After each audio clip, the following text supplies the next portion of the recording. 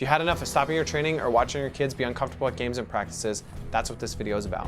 By the end, you'll know what a side stitch is, how you can get rid of a side stitch, and how to prevent side stitches so abdominal pains won't limit success. Runners and athletes who get side stitches know that it absolutely sucks. It can get even worse watching your kids go down with nasty side stitches. In order to perform your best and get the most out of your training, you need to get rid and prevent side stitches, so during competition, a side stitch is not a limiting factor. But they can't be eliminated without a better understanding of your body during sustained exercise.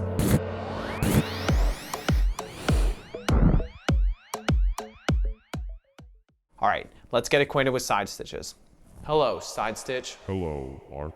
It's time to process you out of our life. Oh, man. Side stitches, also known as exercise-related transient abdominal pain, is a pain that is felt on either side of the abdomen during exercise. Symptoms can range from cramping or dull to sharp stabbing sensations that are so terrible it forces you to stop running. There are many theories as why side stitches happen, but I'm going to discuss the major three.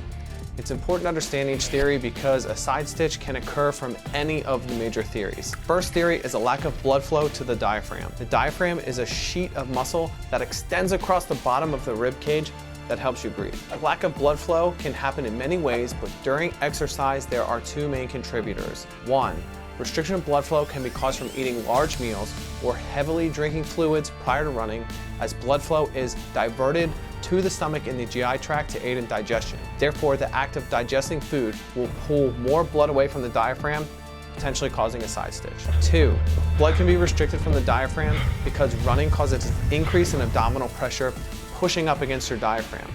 As you become increasingly fatigued, your breathing pattern may become erratic and causing your lungs to stay in an expanded state, thus pushing down on your diaphragm. This causes your diaphragm to get pinched between the abdominal muscles and the lungs, thereby restricting oxygen and blood flow, causing your diaphragm to cramp and cause a side stitch. The next theory is stress or strain of the ligament that attaches to the abdominal lining. This can result in the sharp pain. This is due to a weak muscle structure from a lack of use or training. No, not running today.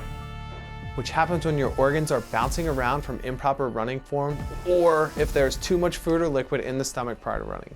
Okay, now that you're a side stitch technical genius and have more knowledge on the topic than 99% of people out there, it's time to move on.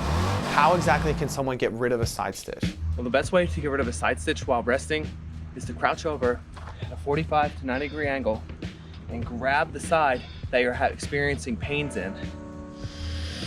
Take deep breaths in and deep breaths out, all while squeezing your abdomen and applying pressure. This tip is best if you're cramping because the squeezing relaxes your muscles and allows more blood flow into the area. If that doesn't work, you can raise your arms up and stretch and pull to the opposite side to relieve some of the pain, all while taking deep breaths in and deep breaths out. This solution works best if your side stitch is due to ligament stress or strain. But I know most of you are unwilling to stop running, and I don't like stopping either. So slowing down your running pace to catch your breath and reestablish a proper breathing rhythm will help you relax and alleviate the pain. Just be sure to exhale fully so your diaphragm relaxes. Okay, so now you've upgraded your recovery skills and can get rid of a side stitch, but let's take it even further and eliminate them completely by preventing them from happening. First and best way to prevent them is the old school down and dirty method of consistent practice. By improving physical fitness, endurance, and lung capacity by consistent running and proper breathing patterns, nasty side stitches will not happen as often. The reality is side stitches happen the most while you're under fatigue. So the more you exercise, the less fatigued you'll become during exercise. But we aren't done yet.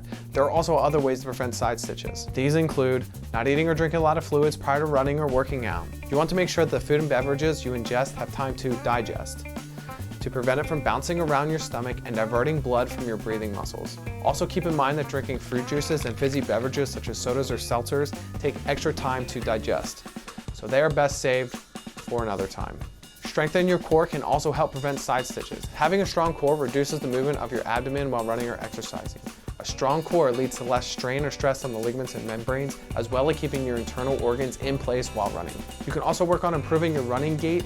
This will help reduce movement of your internal organs. Stride length, stride frequency, and stride posture are all things that can be improved easily when you practice your running gait. And lastly, you can improve your breathing patterns in order to avoid cramps. If you have erratic breathing patterns, the side stitch will most likely happen as you are not breathing enough oxygen for your muscles to work properly.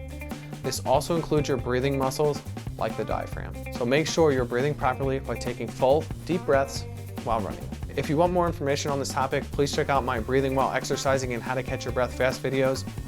The links are in the description. Implementing these strategies for side stitches will help you perform better because you will be concentrating on running form, core strength, and proper breathing techniques. So keep practicing so on your upcoming runs, competitions, and games, you will run harder, faster, and build even more endurance. Your athletic goals are soon ahead because you will not need these painful breaks or pauses from side stitches. But first, which side stitch prevention method do you think is most important? Core strength, running form, breathing patterns? Let me know in the comments below. Keep improving every day. I wish you well, and I'll see you in the next video.